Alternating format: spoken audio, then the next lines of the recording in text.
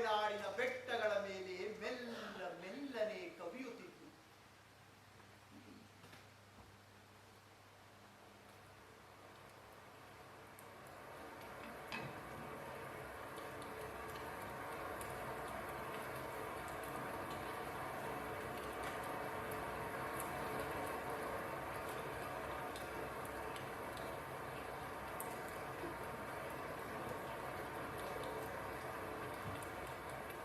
ಎಡಬಿಡದೆ ಸುರಿಯುವ ಮಳೆಯ ಮಂಜಿನ ಆವರಣದಲ್ಲಿ ಕಾಡು, ಬೆಟ್ಟ, ತೋಟ, ಗದ್ದೆಗಳೆಲ್ಲವೂ ಕನಸಿನಲ್ಲಿ ಕರುವಿಟ್ಟ ಚಿತ್ರದಗಳ ತೆರೆದ ಮೌನವಾಗುತ್ತವು.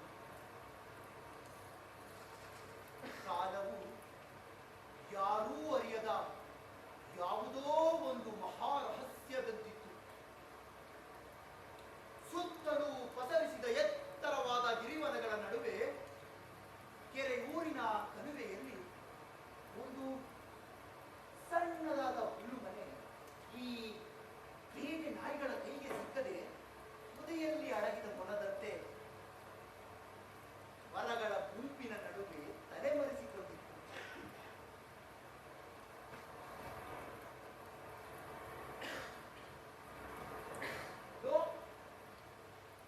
ಫಲಬೇಕದ ರಂಗ ದಿನವೆಲ್ಲ ಗದ್ದೆ ಅಂಚನ್ನ ಕೆತ್ತಿ ಕೆತ್ತಿ ಸುಸ್ತಾಗಿ ಹೆಗಲ ಮೇಲೆ ಹಾರಿ ಹಾಕೊಂಡು ತನ್ನ ಮನೆಗೆ ಬರ್ತಿದ್ದಾನೆ.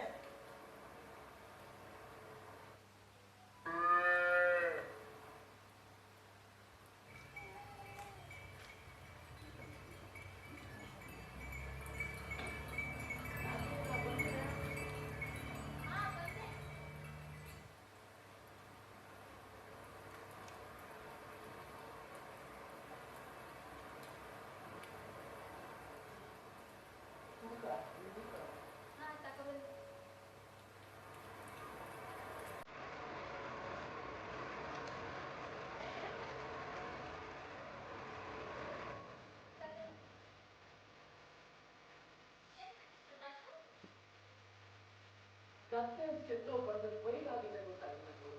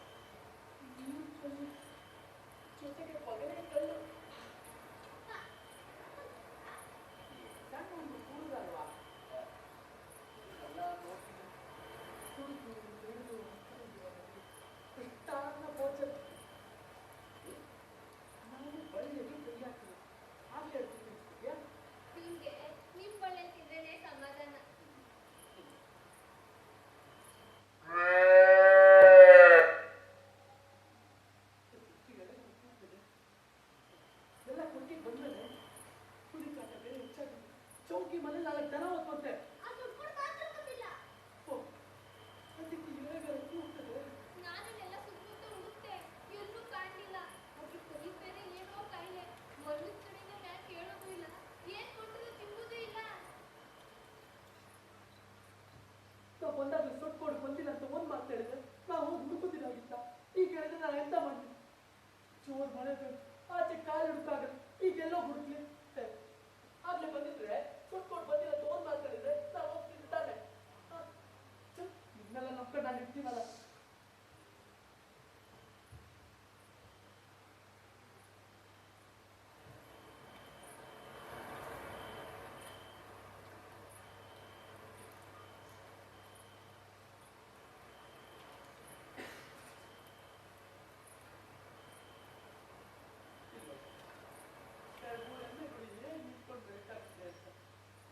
ಈ ತಂದು ಮಲ್ಕೊಳ್ಬೇಕಾಗ್ತದೆ. ಆದ್ರೆ ಪಾಪ ತಾಯಿ ಕಾಣ್ತದೆ, ಕೂದಲೇ ಮಲ್ಕೊಂಡಿದ್ದೇನೆ, ಹೊಟ್ಟೆಗೆ ಏನಿಲ್ಲ ಅಂತ ಕಾಣುತ್ತೆ. ನಾಗಿ ಒಂದು ಲೋಟ ಆಯ್ತಾ ಮಾಮ? ಹಾ, ತಗೊಬಂದೆ.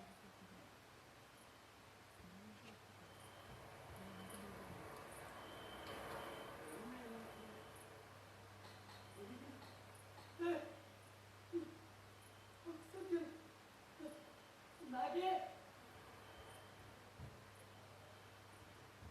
ತಗೊಳ್ಳಿ ಕುಡ್ರಿ. ಬಾಗಿಲು ಮೇಲೆ ಒಳಗೆ ಬಿಟ್ಟಾಕ್ತಿದ್ದು ಕೊಡು. ತಗೊಳ್ಳಿ. ಒಂದು ಸ್ವಲ್ಪ ಕೊಡು, ಒಂದು ಸ್ವಲ್ಪ ಕೊಡು. ಏನಿದು ಒಂದು ನೀರು ಕುಡಿತೀವಲ್ಲ, ಬಾಯಿ ಬಿಸಿಗಾಗಿದ್ದು ಅವನು.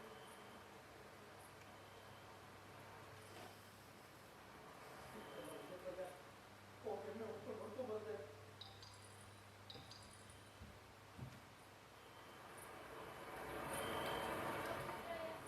ಬರ ಮಾಡಿದ್ರೆ ನೆಮ್ಮೆ ಉಟ್ಕೊಡು. ನೆಮ್ಮೆ ಸಿಕ್ಕಿದ್ರೆ ನಿಮ್ಗೆ ಕೋಳಿ ಕೊಡ್ತೀನಿ. ಬರ.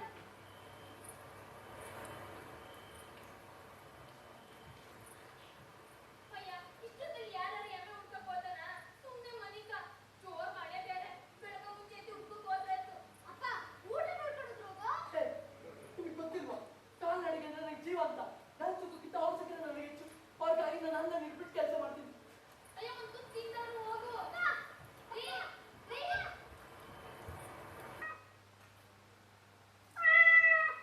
ಥು, ಹಾಡ್ಬೇಕು, ಹಳ್ಳೆಗೆ ಆಗ್ತು ಬಾಯಿನ.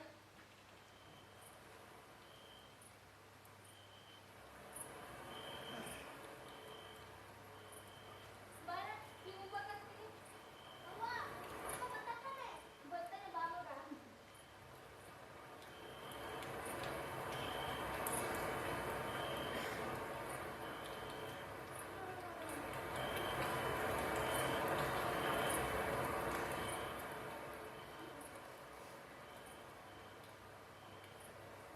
ಎಲ್ಲಿ ಹೋದ್ರಿ ಇವ್ರು? ಮಧ್ಯರಾತ್ರಿ ಆಯ್ತು, ಇನ್ನೂ ಬರ್ಲಿಲ್ವಲ್ಲ?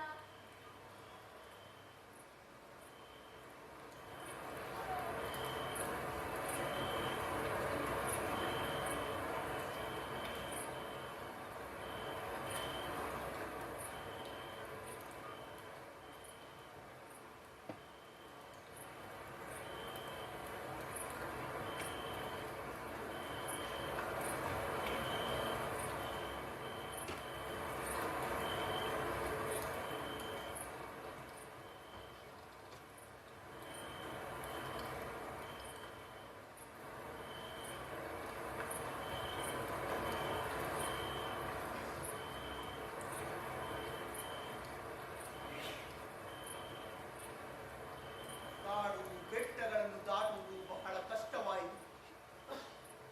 ಜಿಗಿಣೆಗಳು ಅವನ ಕೈ ಕಾಲು ತುಂಬ ಮುತ್ತಿ ನೆತ್ತರವನ್ನು ಹೀರುತ್ತಿದ್ದವು. ಮನೆಯಿಂದ ಬಹು ದೂರ ಬಂದ ರಂಗ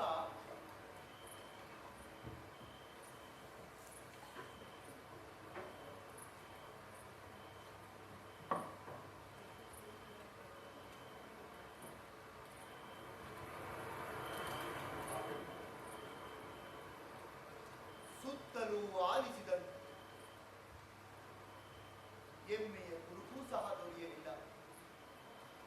ಸಂಜೆಯಾದರೂ ಚಿಗುರು ಪೈರಿನ ತೊಡವಿನಿಂದ ಗದ್ದೆಗೆ ಹೋಗಿರಬಹುದು ಎಂದು ಭಾವಿಸಿ ಅಲ್ಲಿಗೂ ಸಹ ಹೋದ. ಮಳೆ ಬಲವಾಗಿ ಸುರಿಯುತ್ತಿದ್ದರಿಂದ ತೊಂದು ನಿಲ್ಲುವುದೇ ಕಷ್ಟವಾಗಿತ್ತು. ಒಂದು ಸಾರಿ ಮುಂದಕ್ಕೆ ಬೀಸಲು, ಮತ್ತೊಂದು ಸಾರಿ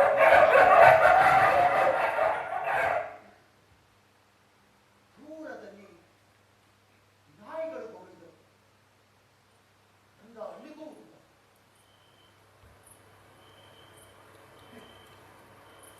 ಗದ್ದೆಯನ್ನು ಹಾಳು ಮಾಡಲೆಂದು ಬಂದ ಒಂದು ಬಂಟಿ ಗಂಟಿ ಹೂಕರಿಸಿದ್ದ ಹೋಳಿತು. ರಂಗ ನಿರಾಸೆಯಿಂದ ನಿಂತು ಚೌಕಿಯ ಮೇಲೆ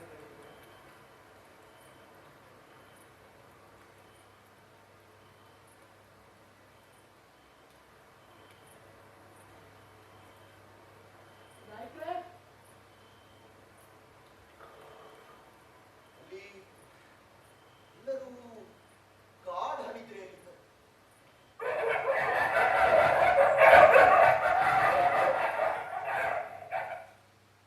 ಅವನ ನಾಯಿಗಳಿಗೂ ಇವರ ನಾಯಿಗಳಿಗೂ ಬಹಳ ಕಿತ್ತಾಟವಾಗಿ ಆ ಗಲಭೆ ಸುಬ್ಬೆ ನಾಯಕರನ್ನು ಎಬ್ಬಿಸಿತು. ನಾಯ್ಕ್ರೆ, ನಾಯ್ಕ್ರೆ, ಯಾರು? ನಾನ್ ನಾಯ್ಕ್ರೆ, ಇನ್ನು ರಂಗ ಬಂದಿನಿ. ಅವರಂಗ ಅದೇ ನಾಯ್ಕ್ರೆ, ಅಲ್ಲೇ ಬೇಕಾದ ರಂಗ. ಹೋಗಿವಲ್ಲ ತಾನೆ ಮತ್ತೆ? ಇಲ್ಲ ನಾಯ್ಕ್ರೆ. ಹಾ, ಬಂದೆ.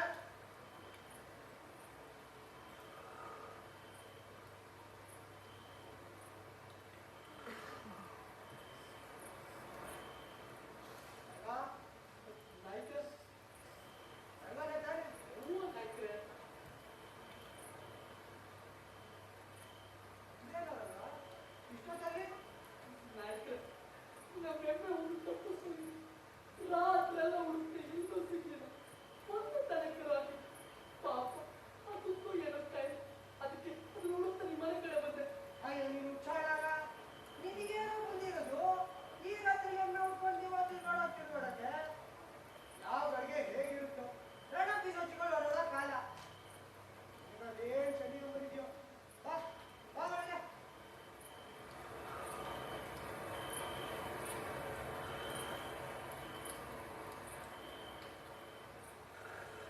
ಕೂತ್ಕೋ. ಬೇಜಾರಾಗ್ಬೇಡ ಹೋಗಿ ಎಲ್ಲ ಕೇಳಿದೆ ಅಂತ ಈ ಚೌಕಿ ಮನೆ ಹತ್ರ ಹುಲಿಗಾಟ ಜಾಸ್ತಿ ಐತಲ್ಲ. ಮೊನ್ನೆ ಆಗ ಬೆಲೆ ಹೊಡ್ಕೊಂಡು ಹೋಗುವಂತೆ. ನನಗೆ ಯಾರ ಬಾವಿ ಕಟ್ಟಿದ್ರು ಗಜಾಗೆ ಭಯ. ಚಲೋ ಇನ್ನೊಂದು ಗೋಳ.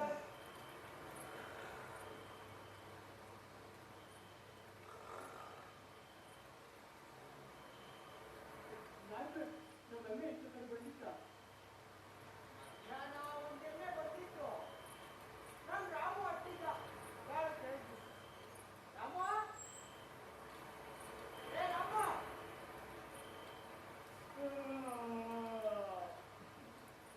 ಹೇಳಪ್ಪಯ್ಯ. ಮಧ್ಯಾಹ್ನ ಒಂದು ಎಣ್ಣೆ ಹಟ್ಟಲ್ಲ. ಯಾರಲ್ಲಿ ಅಪ್ಪಯ್ಯ? ಅದೇ ಕಣ ಆಗೂ ಕಡೆಗೆ ಹತ್ತಲ್ಲ. ಆ ಎಮ್ಮೆನ ಕಿರಣ್ ಕೇಳ ಕಡೆಗೆ ಹೋಯ್ತಪ್ಪಯ್ಯ.